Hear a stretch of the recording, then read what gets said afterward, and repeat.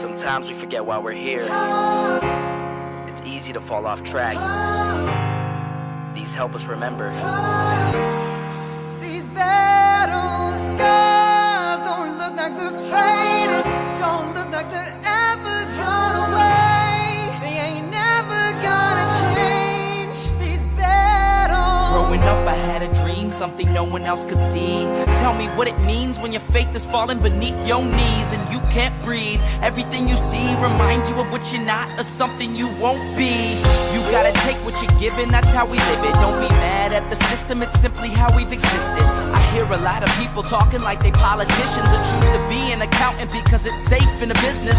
Not because they wanna do it, just because they heard it pays. And who the fuck wants to be poor knowing that's how we've been raised? Society is getting heavy, I can feel the weight. The pressure of success is like 100 million pounds of shame. And that's the reason I'm staying up late, trying to find a way to escape the stereotypes. This day and age is making me feel like the only way I'll be happy is getting signed to a label and making money through rapping. I wanna share my emotion because this world is attacking the very principle of life that lets the people be happy. If you don't have a reason to breathe, why even live? These battle scars are impressions of everything that it is. Don't look like they're faded, don't look like they're ever gone away. They ain't never gonna change. These battle scars don't look like they're faded, don't look like they're ever gone away. They ain't never gonna change. These battles. Now, if I had a voice that reached 100 million people, I'd tell them there's a reason that we're all created equal. Cause some decide to be great and some decide a sequel to an average person's life is simply what they want to be. So you make your decision, all I know is what I'm given. Won't define the life I lead or the way I dwell in existence. I've seen a greater image on the walls of where I'm living, and the words twisted and scripted remind me of something written. Faith is a gift that is given down to the people. If one believes it, one receives it. It's given if it is needed. Don't ever think you're trapped in a life that you never wanted. Your options are infinite, that's some mathematical logic. I'm not saying I'm a prophet, I'm speaking for what it's worth. These lyrics define my prayers and these battle scars on my church. Not saying I'm a prophet, I'm speaking for what it's worth. These lyrics define my prayers, these battle scars on my church. Don't look like they're faded, don't look like they're ever gone away. They ain't never gonna change. These battle scars don't look like they're faded, don't look like they're ever gone away. They ain't never gonna change. These battles.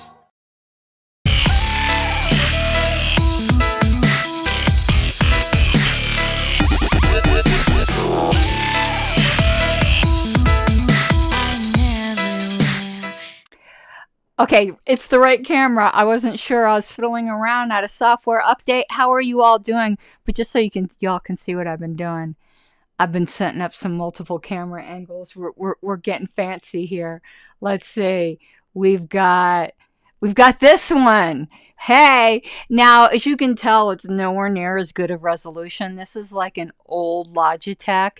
It's amazing the difference in like the iPhone technology, because I just use my iPhone because it's just as good pretty much as any of those DSLRs you're going to get out there, and I already have a phone, right? So yeah, this is the one side where you can see I have all my crap. I have a very crowded studio. I know it doesn't look that way from the main view. Got a little desk over here, all my other crap. And then let's see if we can do, here's the other side.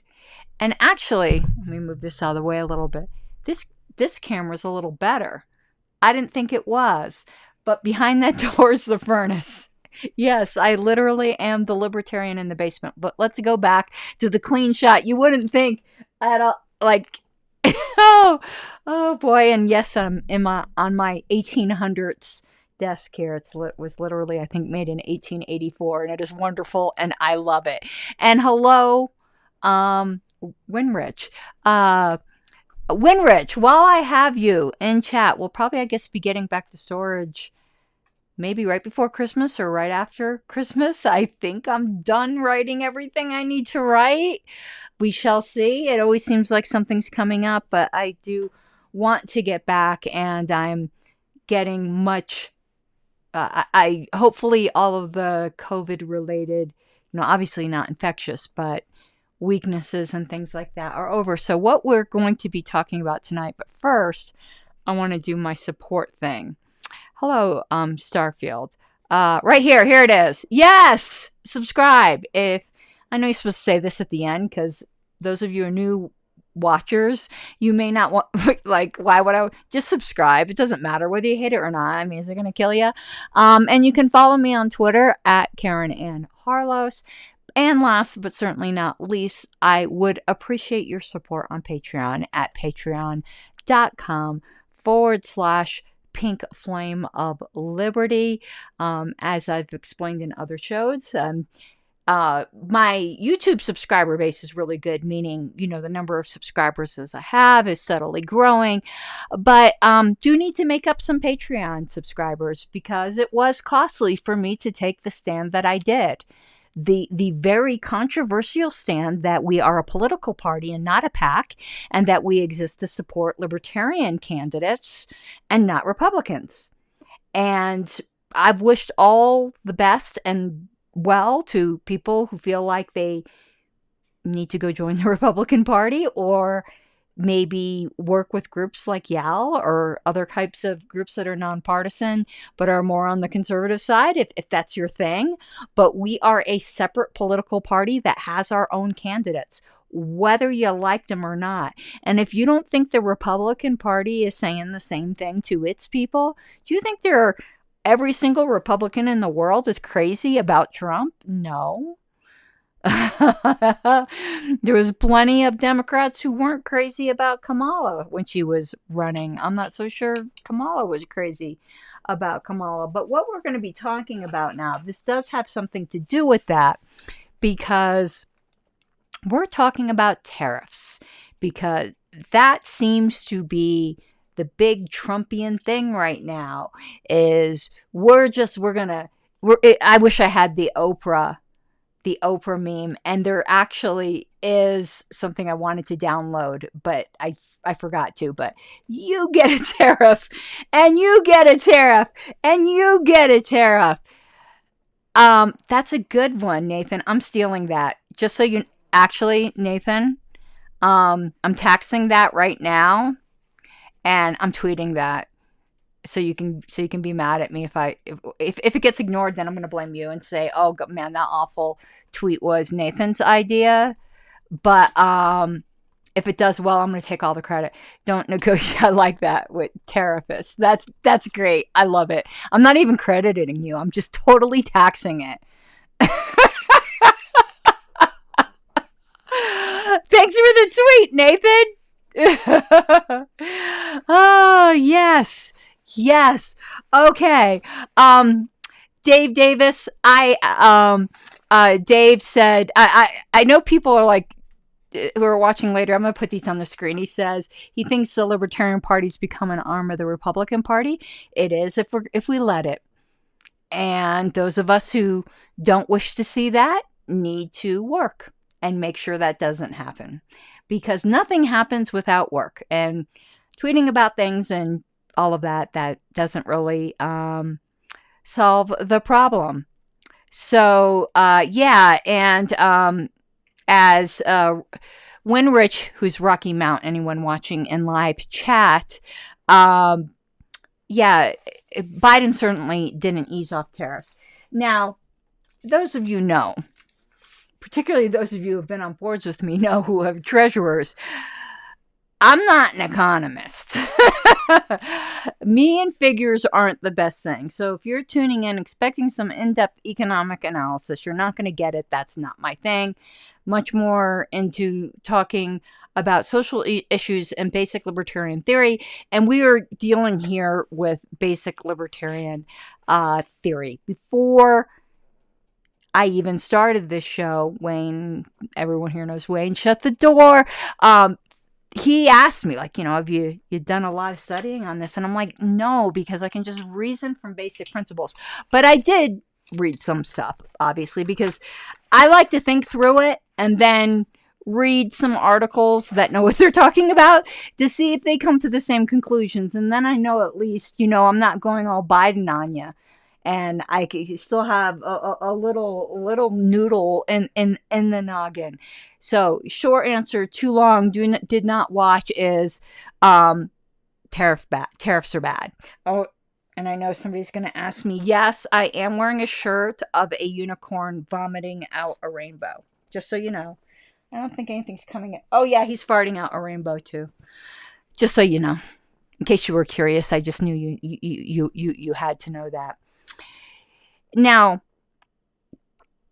what people are saying, particularly libertarians, and that's mostly who I'm talking to, is libertarians, or the libertarian curious, as you were, would be saying, well, a tariff is much better than the income tax. And I'm going to say the same thing I say to the flat tax people, or the consumption tax people, the national sales tax, whatever you want to call it. Unless you get rid of the allowance for the income tax from the Constitution, you're going to get it. You're going to get both. So let's just say all of the libertarian dreams came true, and the income tax went down to zero tomorrow. As long as the government has the power to make it not zero again, without much work at all, like not having to re-amend the Constitution, you're going to end up with both. So there is 0 point in arguing which is better, because that is not the reality of what's going on here. Now, maybe you want to argue that Elon Musk's newest little toy, which has no power except for to have him do some pretty funny tweets of, the Department of Government Efficiency, and I don't want an efficient government. I don't want one at all. But the tweets are genuinely entertaining. Let's just pretend the income tax went to zero tomorrow, and we were to fund everything government needed by tariffs. Well, there's going to be a war, or there's going to be some other emergency, and you know what? We're going to get the same old song and dance. We're just going to tax the really, really rich. And then before you know, income tax, which is how it was passed, and then it's going to be everybody again. And you're still going to have the tariffs, because government doesn't shrink. It doesn't shrink if it has the power to grow. So without repealing the 16th, to even argue about which is quote unquote better is absolutely beyond delusional. As I like to say, barking moonbat, because that's not on the table. You might get zero for a year, but it ain't gonna last. And that's why I don't argue. I don't think I've ever done a show on the national sales tax where they're like, well, we'll just eliminate the income tax, and this way it'll be a consumption tax, which is easier to avoid. And that's a straw man argument too. I could get into that if I wanted to, but without repealing the 16th, it doesn't matter. You're going to end up with both. You're going to end up with a VAT, a value-added tax, and you're going to end up with an income tax too. That is exactly what's going to happen. So we're not going to talk about fantasies, just like a literal unicorn's not going to come prancing in here, even though I did have the mask. I must have given it to Goodwill because it stank like rubber way too much, puking out, rainbows. That's about how realistic it is that you're going to get rid of the income tax and instead have tariffs. Now, so we're just going to talk about tariffs. Tariffs are bad. They are just another tax. Who do you think is... It seems like every libertarian understands that if you make the costs of constructing rental housing higher, that rents are going to go up, because the landlord's not going to absorb it all. They might not go up by the exact same amount. The landlord may take some cut and decide it's still profitable, but rents are going to go up. Who do you think's going to ultimately pay for these tariffs? Do you think it's going to be the foreign manufacturers? Sure, they might eat some of it because it still might be worth it to them, depending upon how competitive the industry is and what their profits are, as might the eventual American retailer. But costs are going to go up in some significant percentage for you. And your resources are a fixed pie. So if you need, say, a washing machine and it costs more because of a tariff that the government imposed upon for you, we'll get into, just buy American. We'll get into that in a minute. Then that maybe means that although you might have wanted a bigger TV, the washing machine was more important. So while the government may have gained allegedly or stolen, however you want to put it, some money in order to punish China, another completely unrelated industry, the television industry, just lost jobs and money because people aren't spending money on those things which are more of a luxury item. Well, I mean, a washing machine in most countries is considered a luxury item. But for the average American, if you had to choose between, hand washing your clothes or getting a bigger TV, you're going to choose the washing machine. There is a cost, and it is ultimately going to be borne by you. Now, I am going to read some things here because I don't see, not in their entirety, and I will obviously expound upon them, but I don't see the need to reinvent the wheel when people went through, well, the first one's a tweet, so this person did have a friend of mine, so this person didn't go through an editor, but some of these others are papers that presumably went through editors, so are worded better than I possibly can. Now, ANCAP Air, you probably weren't expecting to be mentioned on this show, but I want to read your tweet today because it was excellent. So we're going to read it in full. It says, in 2022, the U.S. federal government collected the highest amount in import tariffs in history, a total of $409 billion. The same year, the personal income tax generated over $2.6 trillion, not including Social Security and Medicare taxes, which generated about $1.1 trillion on its own. Its total revenue was $4.9 trillion. This means tariffs only accounted for 8.3% of quote-unquote revenue, and personal income tax accounted for 53.1% of quote-unquote revenue. To put it another way, personal income tax generated 6.4 times more revenue than tariffs did. Trump claims his tariff plan will replace the personal income tax. Yeah, Trump also claimed he was going to put a Libertarian in the cabinet.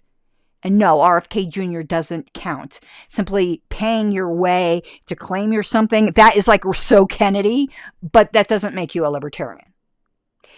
I was there. I heard what he said. A real Libertarian.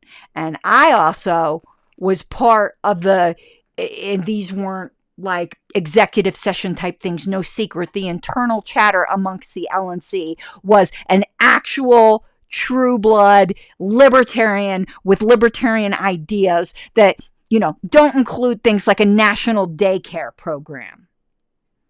If you fell for that, you just need to take the L, buddy, because there's no libertarian in his cabinet. And I don't believe shit of what he says about the personal income tax either. But let's pretend like his claim is what he's going to do. His tariff plan will replace the personal income tax, which means the tariffs will need to generate over $3 trillion on their own. The total value of all imported goods in 2022 was $3.35 trillion. which means the U.S. would have to put 100% tariff on everything in order to achieve $3 trillion in revenue, assuming no change to imports, which definitely will not happen, right? Out of the 3.35 trillion goods imported, China, from which we get the most goods imported, accounted for 575 billion or 17%. Mexico, the second most, imported 459 billion, 13.7%. And Canada, third, imported 446 billion, which is 13.3%. Trump's tariff plan makes zero sense. It makes great talking. Listen. It makes great talking points. It makes great talking points if you take... So, anyway, Trump's tariff plan makes zero sense if you take him at his word that he will replace the income tax. You are being lied to. Stop believing it. Prepare yourself for higher prices and trade wars while getting your paycheck significantly cut every pay period. Amen. Hallelujah. The truth.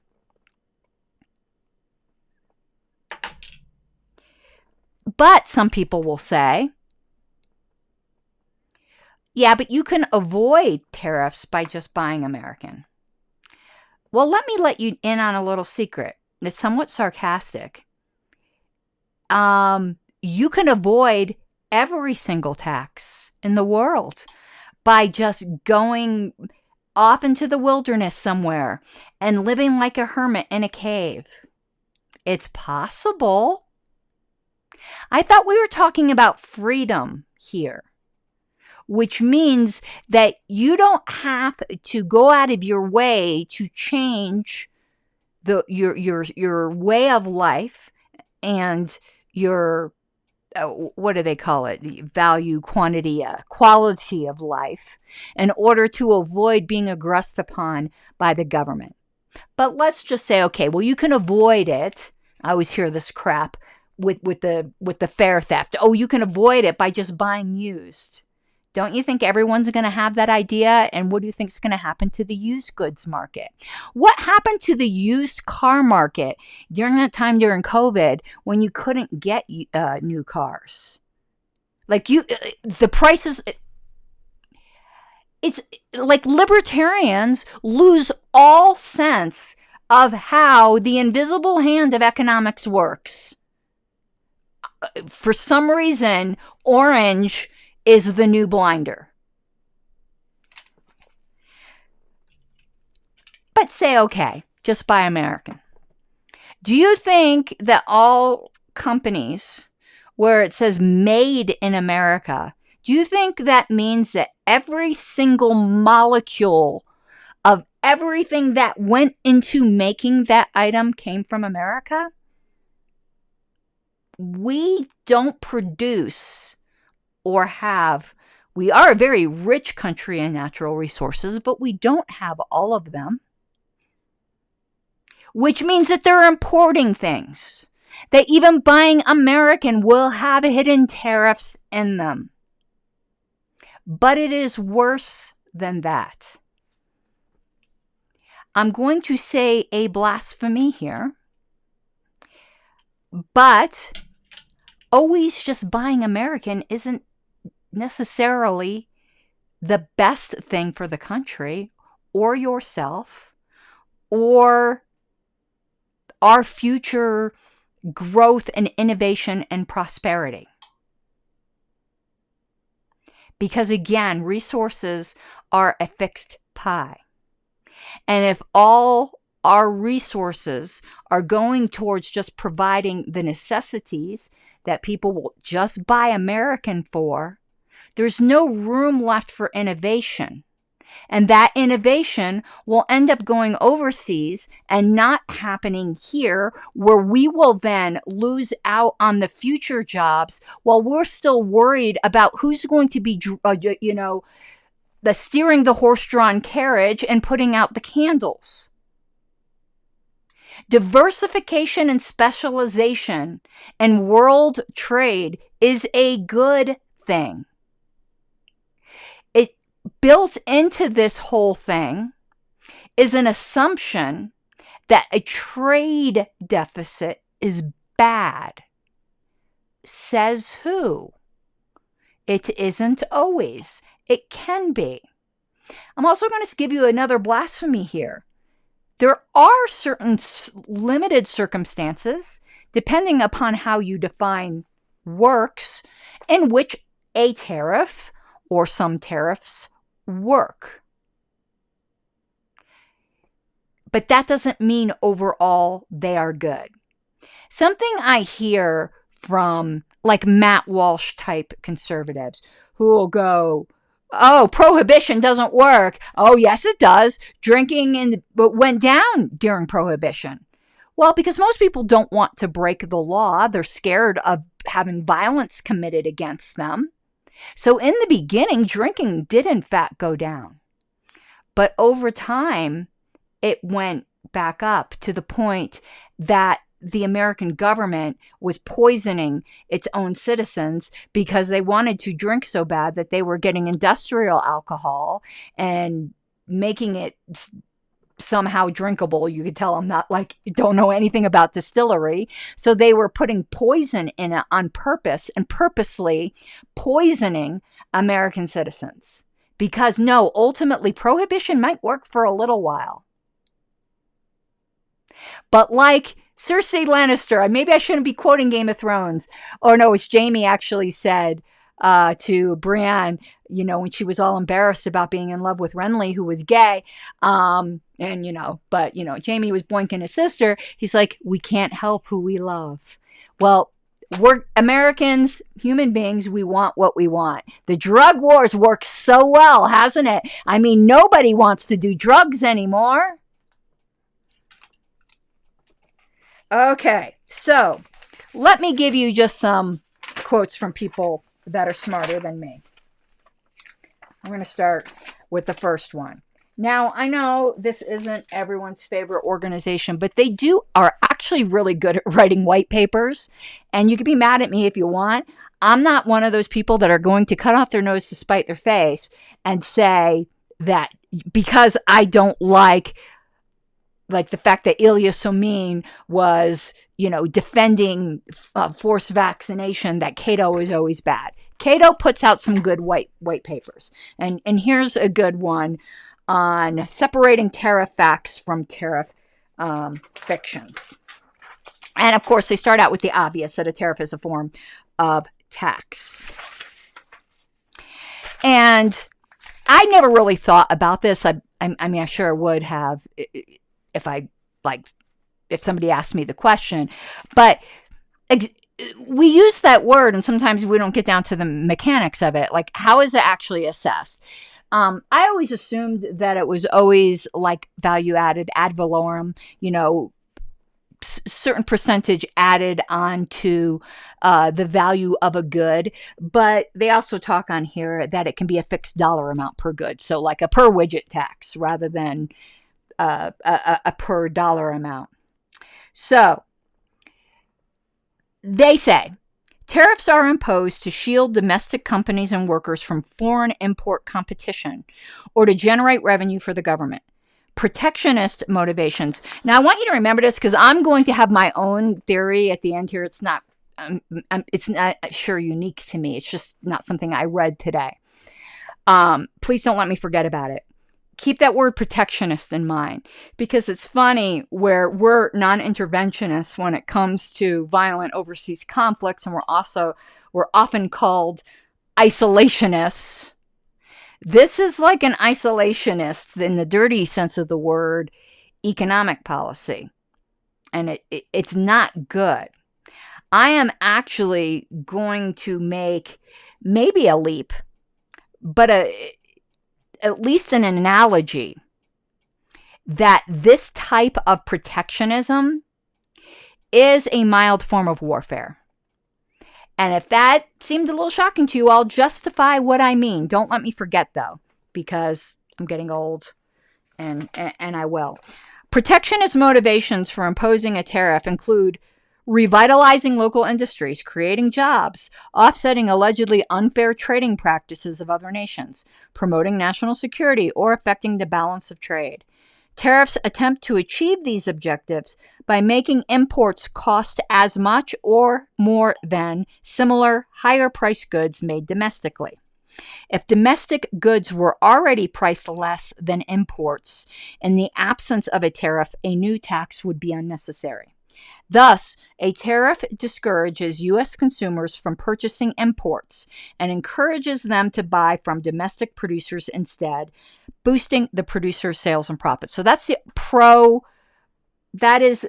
pro-tariff argument. And I'm really super appreciating the comments. Every once in a while, I'm going to stop and look and read them when I get to a stopping place in the flow. So please keep them coming. But if I look at them now, I'll get all, oh, look, a bird. They go on, though, to say, this is not, however, the end of the story. Consumers and other businesses forced to pay tariffs or buy higher-priced domestic goods suffer from lower incomes and profits than they would have without the tariffs. Of course. Because so say you have widget A and widget B. Widget A is from China. Widget B was all made here. The tariff makes widget A cost more. Well, and this is a necessity. This is something that most people will buy. Who's to say that the American widget B is going to stay right where they're at? They'll now know that they can increase their profit margin as long as they remain below the tariff level. It encourages and they'll go on to say this later, it encourages rent-seeking behavior. It will raise the price of even untariffed domestic goods because the purpose of the business is to maximize its profits while still outdoing its competition.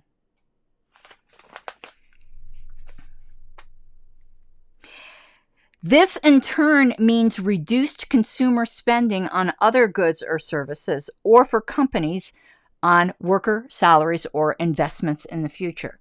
Tariffs can also lead to increased currency values, placing exporters at a disadvantage in foreign markets and thus reducing their sales and profits. See, we're always just worried about the imports and forget that there's a thriving export business in our country. And what do you think? Say you're another country, and all of a sudden, the big orange guy is like, I'm putting a 20% tariff on you. I mean, if you're in the schoolyard and someone punches you in the face, you might be tempted to punch him in the face back. What makes you think then that our exports won't get tariffed? That's what leads to trade wars. And I wasn't even using warfare in that sense earlier, but that's actually a term, in current lexicon. It leads to trade wars that hurt our exporters. Therefore, we are picking winners and losers through that by our own government choosing to value our domestic suppliers that only sell within the country and hurting our exporters.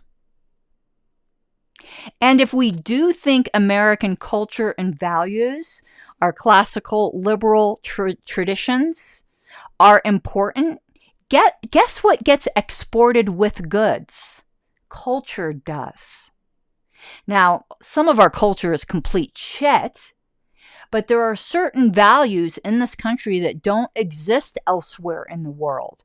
And we tend to think we're going to export them militarily. God damn it, we are going to do a regime change over here. But you can export our values in a much more peaceful way through American goods. And by punishing our exporters, you're just making cultural enemies.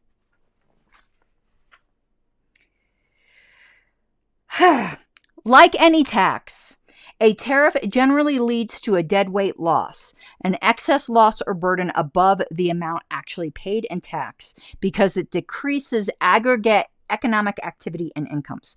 Finally, tariffs' protectionist objectives and revenue objectives are often in tension. intention. I sound 2 words, intention, as in like this. It sounded like I meant like your intention, like your motive, because tariffs are only paid and thus collected on imports that enter the country. Raise tariffs high enough to reduce or eliminate imports and thus benefit higher priced domestic producers, and tariff revenue also is reduced or eliminated. Keeping tariffs low can maintain import levels and thus generate revenue, but have little protection for domestic firms. In fact, revenue considerations once limited the scope and I have my little magnitude of U.S. tariffs. Okay. Then there was a nice little history lesson here on how the United States has used tariffs, which I didn't know. I'm just going to give you the Reader's Digest version. I probably would sound like an old lady note. Was it Sparks Notes? Is that what now? It used to be Cliff Notes, now it's Spark Notes. And it describes that the U.S. experience with tariffs have been in 3 phases: revenue, restriction, and reciprocity. From the founding era through the Civil War, tariffs were the main source of revenue for the federal government. And therefore, they weren't so broad and high as to discourage imports altogether. Okay. After the Civil War, and here's what's interesting. You think that when you add a new tax, that the other taxes are going to get lowered. After the Civil War, and after the income tax was introduced in 1913, however, the revenue check on U.S. tariffs dissipated, meaning they were kept pretty low before, and federal lawmakers gave way to protectionist inclinations. The Tariff Act of 1930, also known as the Smoot-Hawley Act, I didn't even know that was about tariffs, so I learned something on this, significantly raised tariffs, which invited retaliation. They will always invite retaliation. And there are things we need from other countries. It collapsed world trade and it worsened, didn't improve, it worsened the Great Depression. It was the last tariff act that Congress enacted and led to a fundamental shift of trade policy away from restriction and toward reciprocity. So Trump wants to move us back to something that worsened the Great Depression. I don't know about you, but I'm going to analogize that to when I first moved to Colorado. This isn't going to make sense at first. Wayne asked me if I wanted to learn how to ski. I'm from Florida. And I'm like, yeah, I'm a flatlander, and I get that that's like a big thing here. But I don't know. Common sense tells me that you don't put something really slippery on the bottom of your feet and go up to the top of a snowy, steep incline and go down it. It just doesn't seem really smart to me. So no, I've never learned to ski and I have no intention on it. Reenacting an economic policy that worsened the Great Depression without dealing with that fact on how, things are different and how it's not going to worsen the bad economy we have now might be a good idea. Sorry, all that talking made me a little thirsty. Okay. So, in the aftermath of Smoot-Hawley, Congress delegated trade negotiation powers, blah, blah, blah, blah, blah. It says, so accordingly, the average tariff rate across all imports fell from 19.8%, let's just say 20% in 1933, to below 2% from the year 2000 to 2019. Okay, that's a big difference. And they have all kinds of like drawings and figures and all of that. I don't need that. It says, though average tariff rates fell, our trade has not been unfettered because there are certain industries that they kept high tariff rates on. So though the average fell, there is still high tariffs, it says, on products like textiles and pickup trucks, which I learned is how the Ford F-150 became the most popular truck. Anyway, so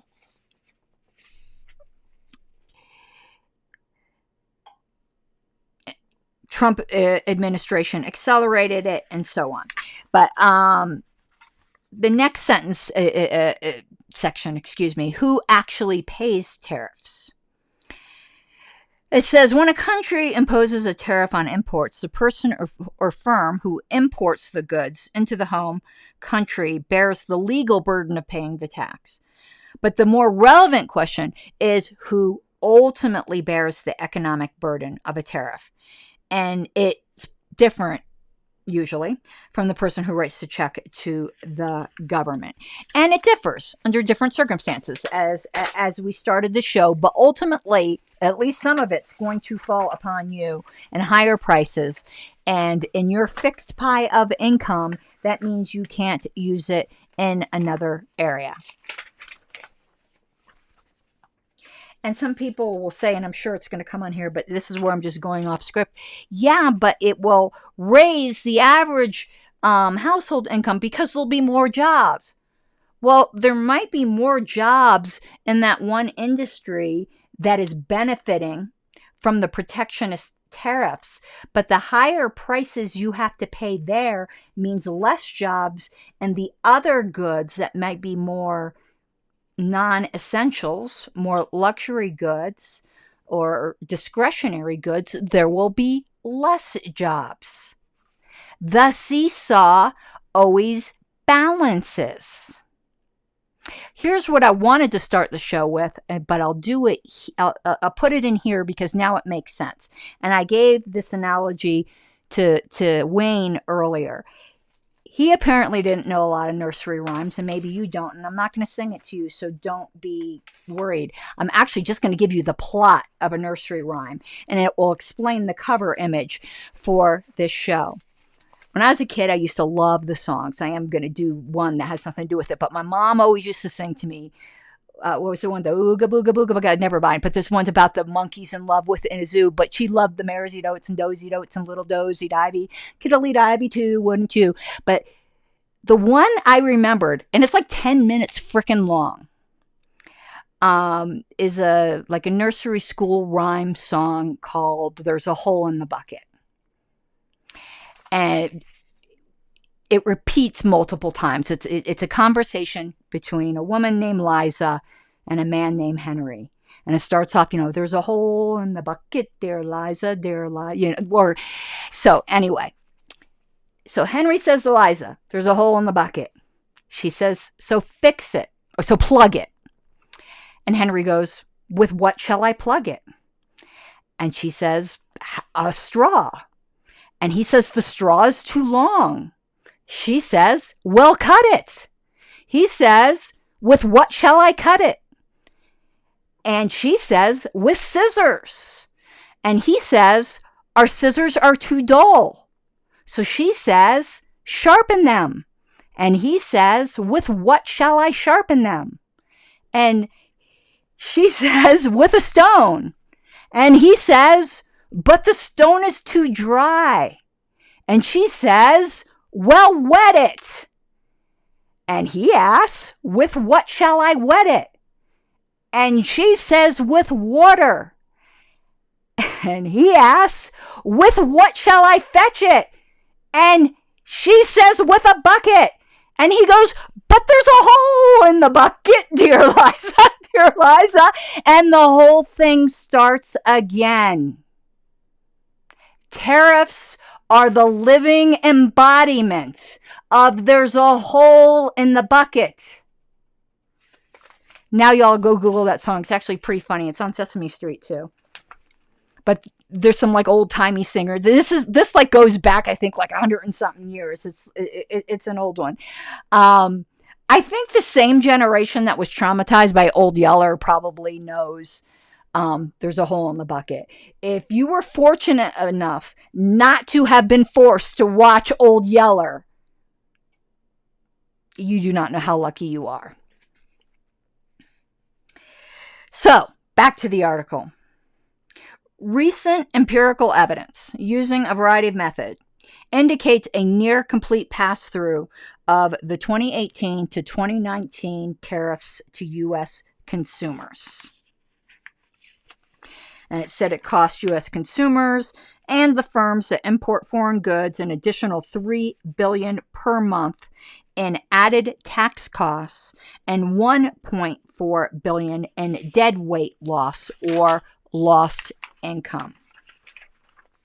So, and I used washing machines for a reason, because there's an actual example here. For example, after the Trump administration imposed tariffs on washing machines, the price of washers increased by $86 per unit, and so did the price of dryers by $92 per unit, because they are sold as a package. Overall, the tariffs on washing machines resulted in an aggregate increase in consumer costs of more than $1.5 billion. And it goes on through various statistics to show that these costs were almost entirely passed through and paid for by the consumers. When businesses and consumers pay more for tariffed goods, they have less to spend elsewhere, which reduces the demand for other goods. And then it causes those people and those industries to hire lobbyists of their own to get tariffs of their own to help protectionism on their end. So, combined with currency fluctuations, this means tariffs affect relative prices as opposed to the overall price level. So, counterintuitively, domestic exporters also share tariffs' economic burden because a tax on imports is effectively a tax on exports, because when a tariff is imposed, exporters in the home country may face retaliatory tariffs, or because many are also importers, higher input costs, both of which make the exporter less competitive in foreign markets. Research confirms that import tariffs harm exporters.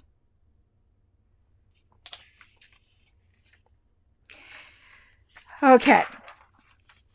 Adding insult to injury. The distributional effect of tariffs, i.e., how tariffs affect people of different income levels, tends to be regressive, meaning that tariffs impose higher burdens on people with lower incomes.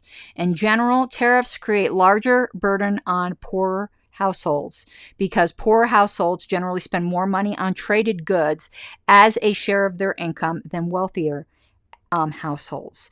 Exasperating this regressive impact is the design of existing tariffs, which are systematically higher for lower end versions of goods than higher end versions. So the people who buy the El Cheapo versions of things are bearing a higher cost than those who are buying the luxury items, which already have their own just brand name premium built into them. So, I'm going to see if there's anything else from this I wanted to read out that, I thought would just make simple sense. Yes. Then they also talk about how, I don't know why it wants me to update my system now, but I'm not doing that in the middle of a show, that it actually, while it's like a sugar high, in the beginning, it may boost domestic production, but because you are now artificially giving domestic producers a competitive advantage, they do raise their prices to just enough to remain competitive. Then people buy less of that item, and it leads to less jobs, ultimately. So, perhaps worse, like I said, protectionism encourages rent-seeking behavior. It discourages innovation, research, and development.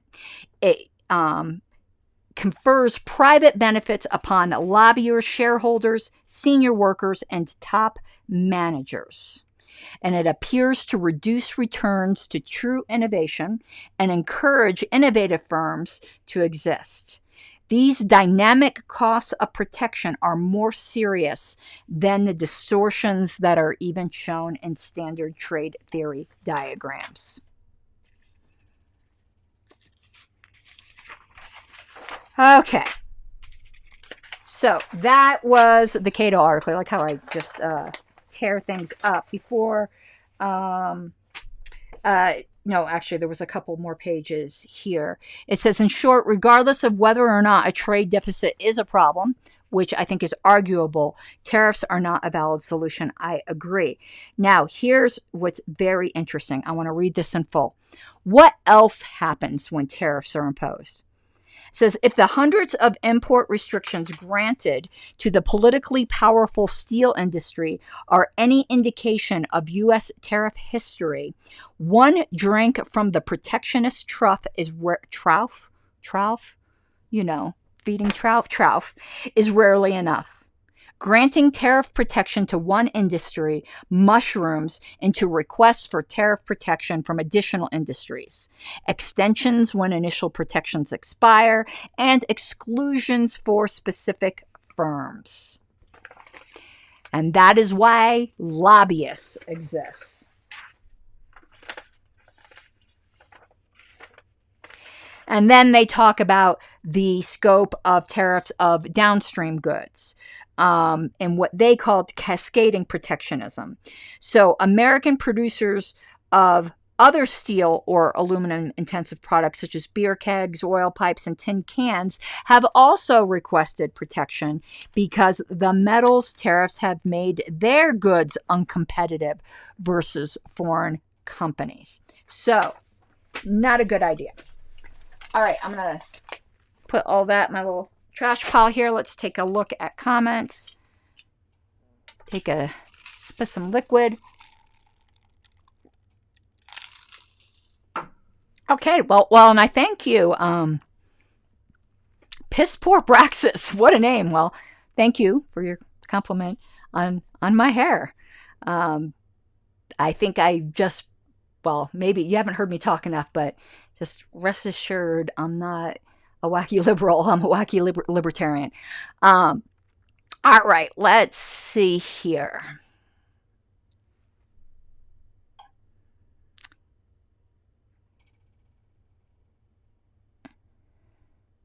Yeah, this is a good point here. Stuff Bud Does says, well, it's unlikely to ever happen if the income tax were replaced by tariffs. So let's just say the 16th were repealed. It would effectively amount to a national sales tax, which would keep going up as has been seen in Europe, albeit a very steep, and I don't know about short-lived one. If you had told people prior to the income tax where we would be right now, they would think you sprouted a third eyeball right in front of them. If you go and the founders of this country, they were insurrectionists, and what they revolted from England for seems so trivial. It seems like murdering your spouse for leaving the toilet seat up compared to what we put up with today.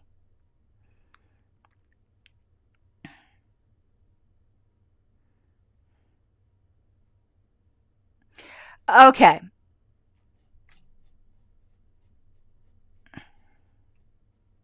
Oh, William Richardson remembers this. Thanks for getting on your hands and knees to count the Georgia delegation ballots in Washington. Oh, and Sam's the chair. That was his first time as delegation chair. I felt so bad. I have a great picture of me going to him. What's going on here? I love Sam. I think I may have highlighted a few more quotes from a couple more articles, but I might not have. But I think we covered it at the lay level, which is what I had wanted to do.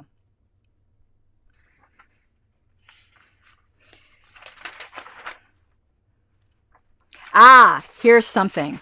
It said one reason that tariffs might seem so popular today or so attractive to people today is we have a revenge motive. Like, we're mad at China or we're mad at Mexico. So it provides this kind of psychological release, but it doesn't make economic sense. And then it's talking about some past tariffs that cost 1.1 billion, which translated into 3,731 retail jobs lost. And everything else we covered. And I don't think in this one I highlighted anything. Oh, I did. Hold on. Let's find out. I circled like a whole big thing here. Here's my first circle. The lesson that generations of American leaders drew from the experience of the prior tariffs was that more open markets would produce greater wealth. The arguments for tariffs, ironically, I find in a strange way analogous to like anti-capitalist arguments, where they'll be like, oh, but if everyone had everything equal, then we'd all be, in Never Never Land and we'd fly around like Peter Pan. Actually, no, we'd all just be equally miserable. That the most moral and ethical system that lifts more people out of poverty is capitalism, even though there will be inequalities. There will be inequalities in trade, but it still raises everybody up higher than if not. But this is the one that I circled. I think that was the most important out of this article. The fact is that tariff barriers weaken the middle class. In the short term, they raise consumer prices. In the medium term, they weaken the nation's manufacturing competitiveness and undermine middle-class jobs. In the long term, they inhibit innovation and the emergence of the next generation of middle-class jobs, which is what I had started with. Good thing that we didn't, buy into the protectionists that were going, oh my God, like I did that show on Jurassic Dictionary about knocker-uppers. What if they were like, let's put a 10,000% tax on alarm clocks in order to preserve the knocker-upper industry? So in the emergence of the next generation of middle-class jobs, weakening our children's toehold in the middle class and sapping the nation's prosperity over time. Again, a sugar high, a very short-term thing that you just never get enough of, like a drug addiction.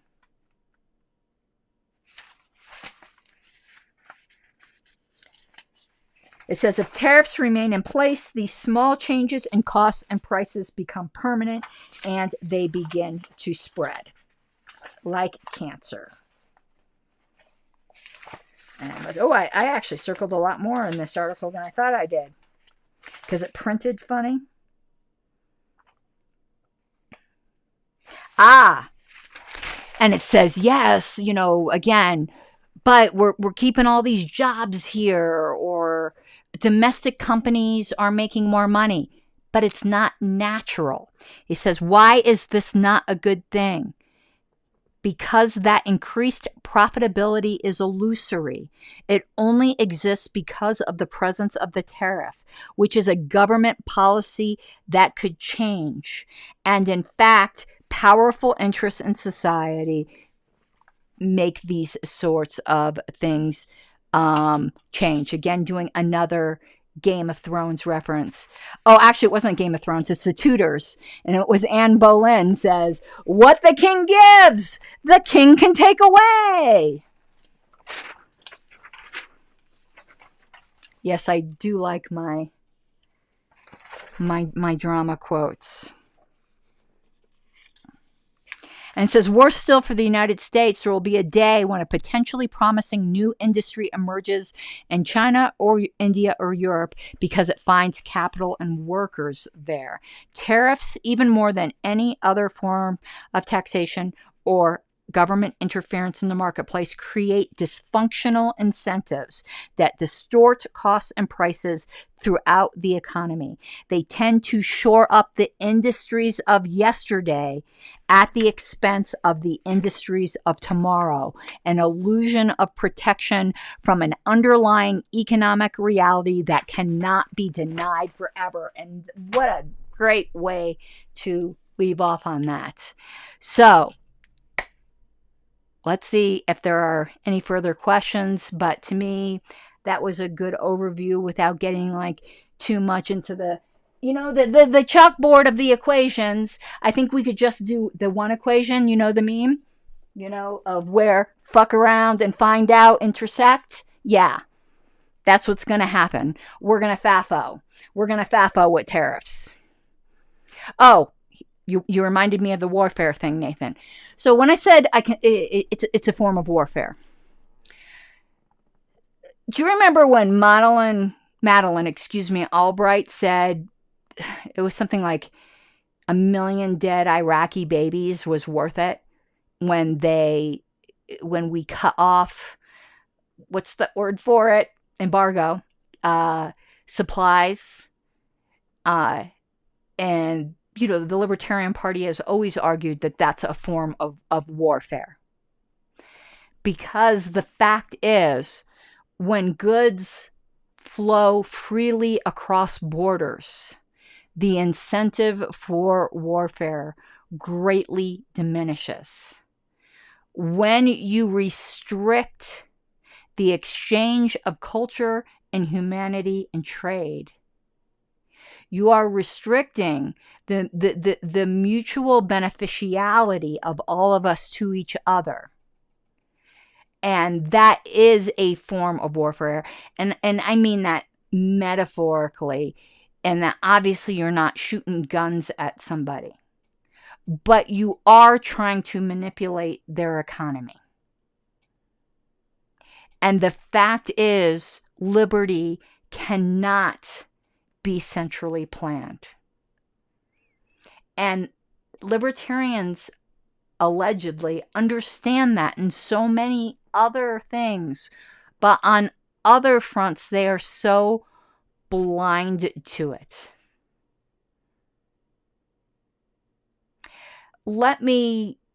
I might have this slightly wrong, but even if I have it slightly wrong, it's the underlying lesson or parable will be correct.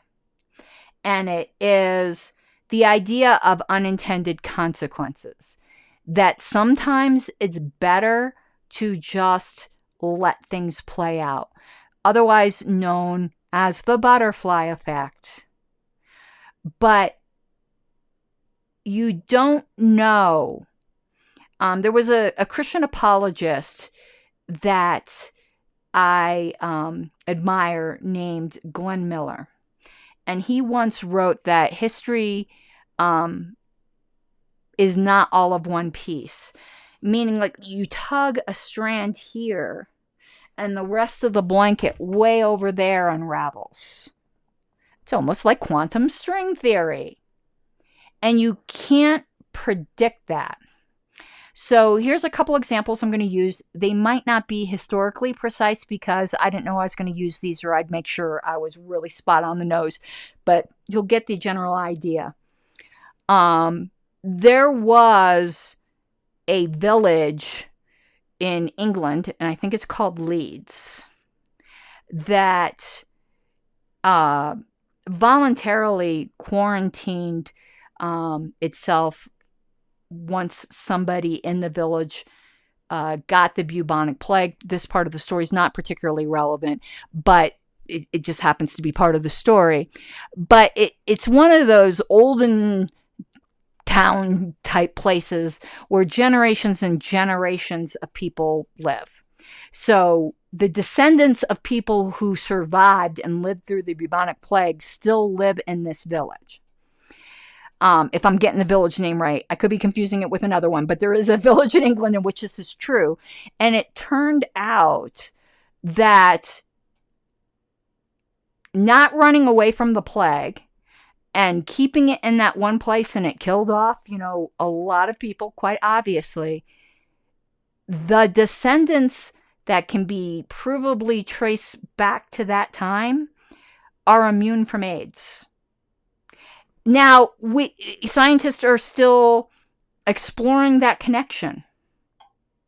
And something very similar had happened with the misnamed Spanish flu epidemic or pandemic or whatever it was, and a pandemic in 1918, where it was so unusual that it was not killing the weakest member. Like, it wasn't killing the older people.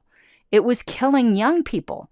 It was killing people in the prime of their lives, who normally are the ones who are least susceptible. And at least the theory so far, the last I'd heard, because I'm very interested, I'm like fascinated by the 1918 Spanish flu. I think I've watched every single documentary on it. And this was way before COVID-19 or anything. Once that started happening, I was like one of those people going, oh no, you all now are going to understand why I was so interested in 1918, because for my whole life, I'd been fascinated by that period of time in history. And then all of a sudden, when we were walking through deserted streets, I was like reliving everything I learned in history, in my history books. But the elderly weren't dying from it to the extent that the younger people were. And at least the theory at the time was because they had lived through a flu pandemic in the late 1800s that granted them immunity from the 1918 one. Where if they had been prevented from going through it at that time, they would have died in 1918. So you don't know the effects. And to use another pop culture reference, who is that general in Star Wars where Princess Leia said, the more star systems you try to grasp, the more they slip through your fingers. It's chaos theory, if we're going to go to The Fly and Jeff Goldblum. Shit just happens sometimes. And sometimes the best thing to do is to just adapt with it rather than to try to force it into this preconceived mold that you have that is just going to make things worse. So that is all I have, at least tonight, on tariffs. We might be talking about them some more. And I am not claiming that. I obviously think libertarians who support Trump are gravely mistaken. We could talk about that in a future episode. And I am not even really claiming my title was a little bit clickbaity. I'm not even saying that they are in favor of tariffs. But they seem so willing to minimize how bad they are. While normally libertarians get super hyper hysterical about everything. Like, we've got a tinfoil hat for every occasion. But it seems that in some libertarian circles, it's almost as if we don't look at the tariffs, if we just ignore it, it's going to go away. When normally we would be losing our ever-loving shit. If there's one thing that libertarians are good at and known for, is losing our ever-loving shit.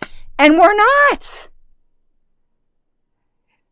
Obviously, by this point in the video, you can tell this is not going to get monetized. So, we will close with me saying, as I always do, all super chats matter.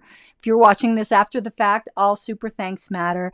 And please do consider becoming a patron of this show. I'm going to stick that info back up on the screen here for one moment. I'm not sure if I'm going to be doing a show tomorrow. If so, it's going to be, I'm not going to say necessarily a more lighthearted one, but it's not going to be on tariffs, and it's not going to be, obviously it's going to be on politics, but I have these clips of Matt Walsh, and believe it or not, I'm not going to say I'm going to agree with him, but I am going to say I'm going to be much more conversant with his points rather than open mockery that I usually am of Matt Walsh, where he was talking about the reaction of some ultra liberal people to family members that voted for Trump. And there's apparently like all these TikToks where parents are disowning children and things like that. And he had some interesting points that I wanted to interact with. I already have some clips pulled out, so maybe we will do that tomorrow. But it all depends on what else I have to do. Thank you, everyone, for watching, and I hope you have an awesome evening. Bye-bye. You gotta take what you're given, that's how we live it. Don't be mad at the system, it's simply how we've existed. I hear a lot of people talking like they politicians or choose to be an accountant because it's safe in the business, not because they want to